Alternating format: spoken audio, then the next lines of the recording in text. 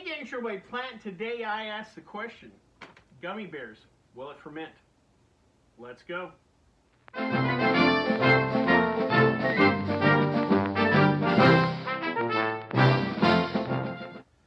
So as you guys know, I love going to the store and finding different things to see if it will ferment or not. That's part of the whole, the reason for this whole series. And I've gone back down the candy aisle today and found some gummy bears.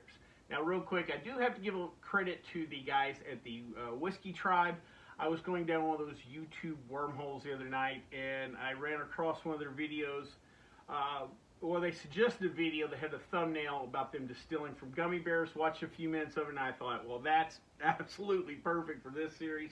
Of course, they're more focused on the distilled end of the whole thing, but just knowing that they had something to distill, it told me that they were on to something there, so I thought, all right, let's go with the gummies.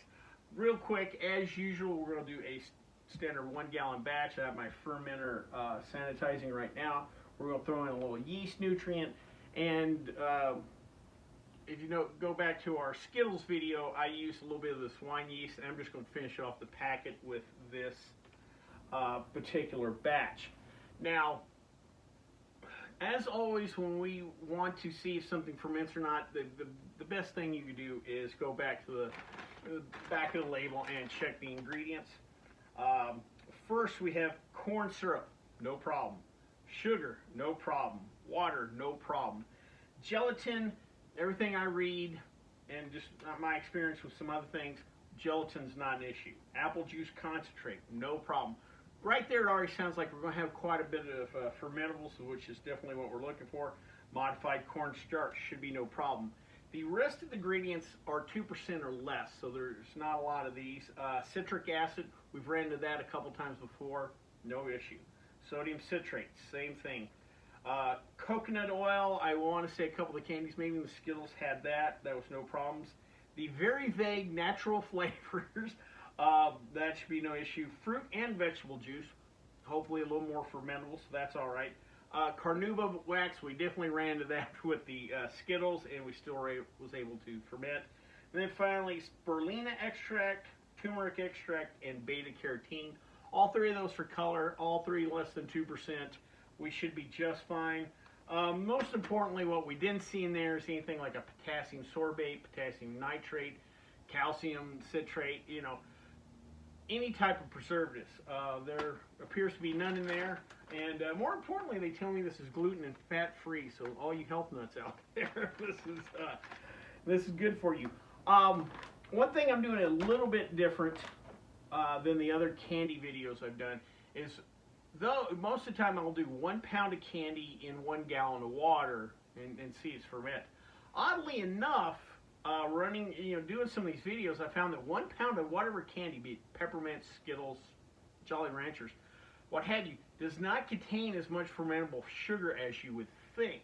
And so a lot of these ferment, but don't give you high ABV. The Skittles one we recently did was 2% ABV. So this time I went with a 3 pound bag. We're going to bump it up a little bit this time. So now that I got everything to go, we're going to see if gummy bears, will it ferment? Alright guys, so I got my 3 pounds of gummy bears in a stainless steel stock pot. In a separate pot, I have a gallon of water boiling. I didn't want to do this over direct heat because I didn't want to scorch or burn the gummies, and God forbid, just get that on the bottom of my pot. So I'm heating on a separate pot. I'm using this water to help melt the gummies. Let's go ahead and put her in. Oh, the humanity. Sorry, fellas, we're doing this for science. Let me get this stirred around.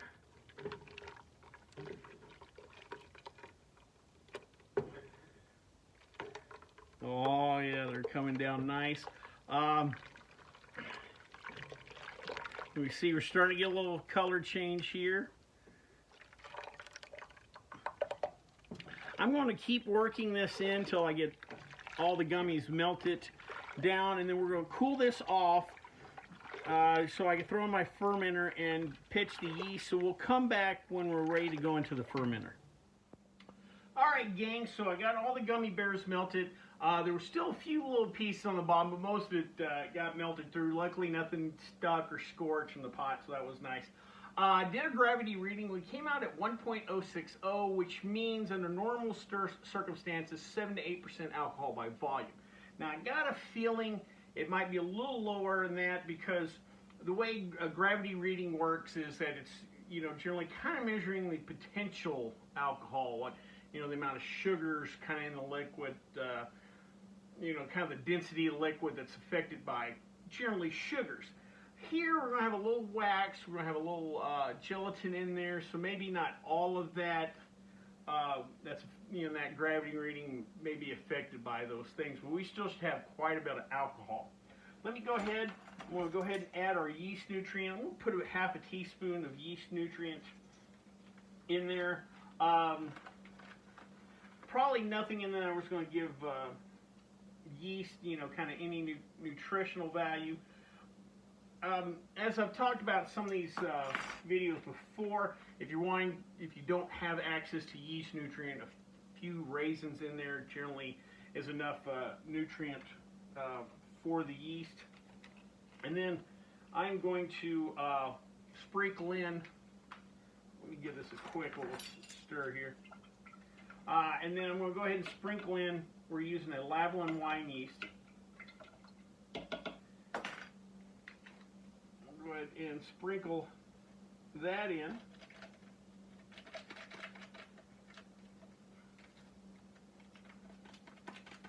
Alright, and we are going to let this sit for 1 week. We'll come back, we'll measure gravity, and we'll see if gummy bears will ferment.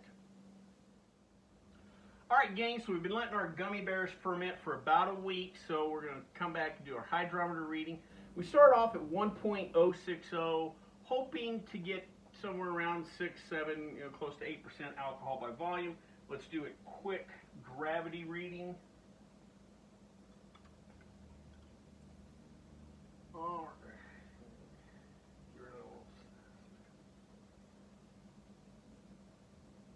Like we're stuck on something here. Alright, there we go. We are at 1.030, 1.0324, kind of in that range. So we're looking at somewhere between 3.5 to 4% alcohol by volume. I will say though that I noticed the action of my airlock, we still have fairly active fermentation. I noticed when I poured my sample, there's quite a bit of bubbles, carbonation. This is still probably actively fermenting. I would suggest going 2 weeks with it instead of the standard 1 like we normally do. That being said, though, we did check the hydrometer and it told us that, you know, we asked the question, gummy bears, will it ferment? And the answer is yes, they will definitely ferment.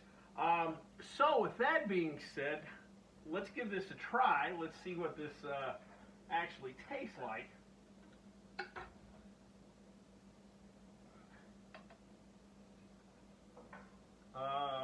Looks kind of like grapefruit juice.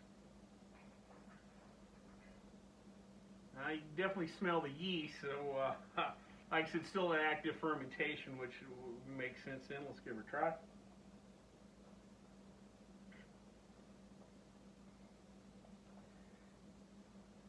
Kind of tastes like a flat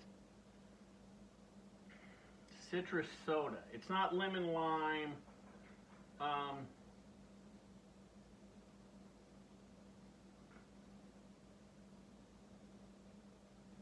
Yeah, just kind of flat, kind of sweet, kind of, I could almost say kind of a flat grapefruit, so like a flat squirt, kind of. Yeah, that's, I guess that's the best way to put it. Actually does not taste horrible. It's sweet, a little sourness to it. That's probably a byproduct of the fermentation or whatever. Not terrible. I think that is something you can definitely drink in a pinch, as I like to say. So, real quick, let's recap. We took 3 pounds of assorted gummy bears. We didn't care about the flavor or whatever. Melted them with 1 gallon of boiling water. We allowed that cool long enough where we got all the gummy bears, you know, they completely melted. We let that solution cool down enough to where we added our yeast nutrients and yeast. I use a wine yeast, but you can use whatever kind of yeast you want. We let that ferment it for 1 week. I advise we let it ferment for 2 weeks though, because this is a little bit slower fermentation. Real quick, I also want to note that it took off slower than most of the other things I fermented. It was about a day or two before I got real active bubbles, before my airlock really started going. So if it's been 12 hours, 18 hours, you haven't seen much action, don't worry. You know, give it a little bit of a time before you panic. But give this about 2 weeks, and you should end up probably with 6 to 8% alcohol by volume. Well, I hope you liked this video. If you did, please subscribe down below. Also, please like the video because it lets YouTube know we're putting out good content. If you have any questions, comments, concerns, or ideas for videos, please leave me in the comment section, or you can always contact me on the Twitter page. Till next time, bottoms up.